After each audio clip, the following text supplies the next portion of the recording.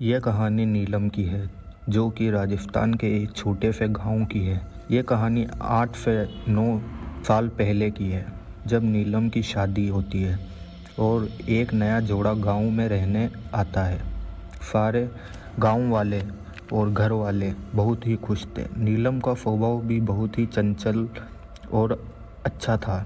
थोड़े दिन निकलते हैं और नीलम शाम के समय रोज की तरह गांव के जंगल में लकड़ी लेने जाती है और उसे वापस लौटने में बहुत ही देर हो जाती है।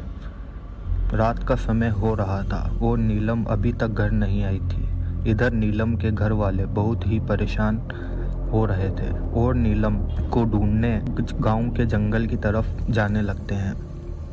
जब घर वाले जंगल में जाते हैं तो एक बरगद के पेड़ के पास नीलम बेहोशी की हालत में मिलती है। घर वाले सारे उसे उठाकर घर लाते हैं और पूरी रात नीलम बेहोश थी और दूसरे दिन सुबह नीलम को होश आया था। जब नीलम का पति उसे देखता है तो नीलम के हाव भाव कुछ ठीक नहीं थे। वो कुछ बदली बदली सी लग रही थी, जैसे कि थोड़ी थोड़ी देर में अपने आप में ही तेज तेज हंसना और घर वालों से उल्टी सीधी बातें करना।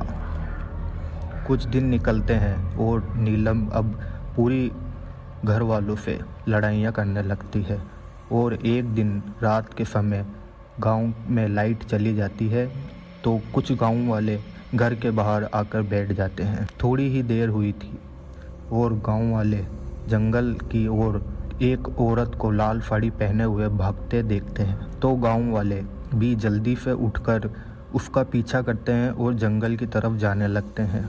अब गांव वाले जंगल के थोड़ा अंदर जाते हैं तो उन्हें कोई औरत लाल साड़ी में पूरी तैयार हुए, सेंट लगाई हुई, उसी बरगद के पेड़ के पास बेहोश पड़ी मिलती है और वो और कोई नहीं नीलम ही थी। तो उसे उठाकर घर लाया जाता है। कुछ समय निकलता है और नीलम को होश आता है और नीलम की हरकतें भूतिया वाली होने लगती है। ये सब देखकर गांव वाले समझ जाते हैं कि नीलम अब किसी ऊपरी हवा के वश में है और कभी कभी रात के समय उसके पति को ऐसा लगता है कि जैसे रस्सी से कोई उसका गला दबा रहा हो। नीलम की ये हरकतें बढ़ने लगती है और नीलम का पति ये सब बात अपने परिवार वालों को बताता है, पर परिवार वालों को पता था कि ये सब उसी की पत्नी की हरकतें हैं। एक दिन जब नीलम रसोई में खाना बना रही थी तो नीलम का देवर वहाँ आता है और उन दोनों में किसी बात को लेकर बहस हो जाती है तो नीलम की आंखें बिल्कुल लाल हो जाती है और नीलम चाकू लेकर अपने ही देवर पर हमला करती है। यह सब नीलम का पति देख रहा था और उसे विश्वास हो गया था कि नीलम पर अब किसी भयानक आत्मा का साया है। कुछ देर बाद नीलम को होश आता है और नीलम को लगता है कि वो अपने परिवार के साथ बहुत गलत कर रही है। एक दिन नीलम इन सब अपनी हरकतों से तंग आकर आत्महत्या करने की कोशिश करती है, पर उसी समय उसका पति वहां आ जाता है और नीलम को बचा लेता है। यह सब होते देख नीलम का पति उससे तांत्रिक बाबा के पास ले जाने का निर्णय करता है। नीलम की सास बोलती है कि कुछ दिन बाद गांव के मंदिर में एक विशाल मेले का आयोजन है तो वहाँ बहुत से सिद्ध साधु, महात्मा और तांत्रिक बाबा आएंगे। यह सुनकर नीलम का पति हाँ बोल देता है और कुछ दिन का इंतजार करने लगता है। इस बीच नीलम की भूतिया हरकतें और भी बढ़ने लगती है और कुछ दिन बाद नीलम को कैसे तैसे करके मेले में ले जाया जाता है और मंदिर में बहुत से साधु, महात्मा और तांत्रिक बाबा आए हुए।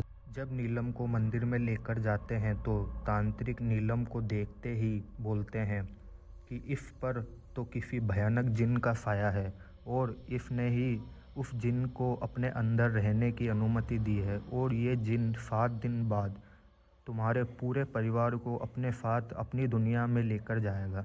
यह सुनकर नीलम के पूरे परिवार वाले बहुत घबरा जाते हैं और तांत्रिक बाबा से कहते हैं कि बाबा हमें बचा लो, इन सब में हमारी क्या गलती।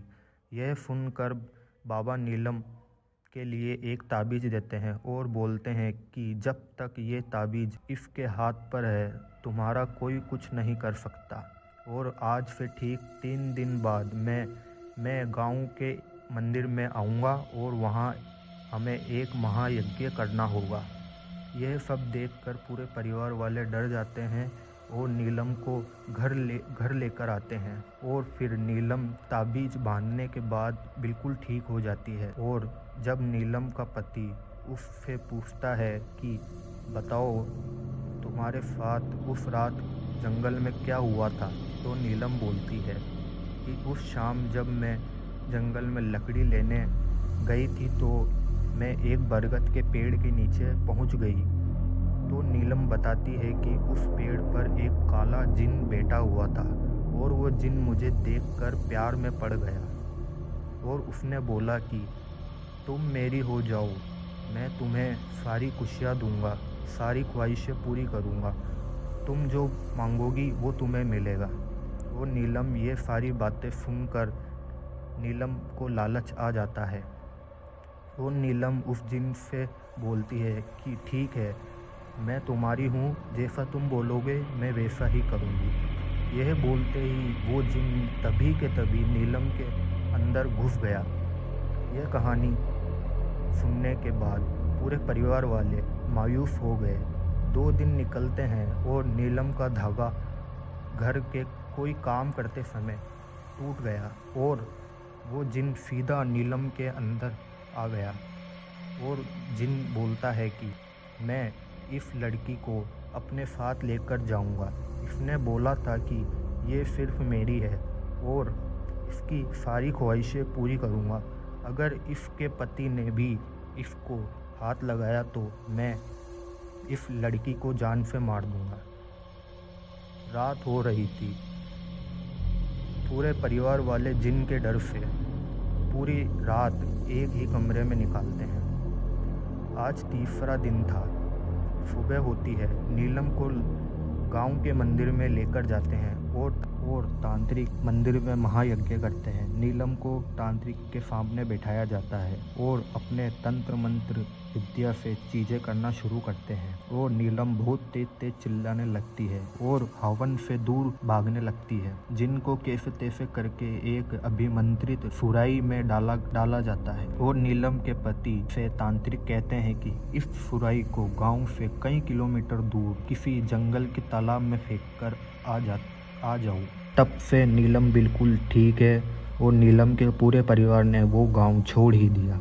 कई साल हो गए पर अभी भी नीलम को कभी कभी ऐसा लगता है कि वो जिन उसी के साथ है। कहानी अच्छी लगी हो तो कहानी को लाइक करें, सब्सक्राइब करें। Thank you so much.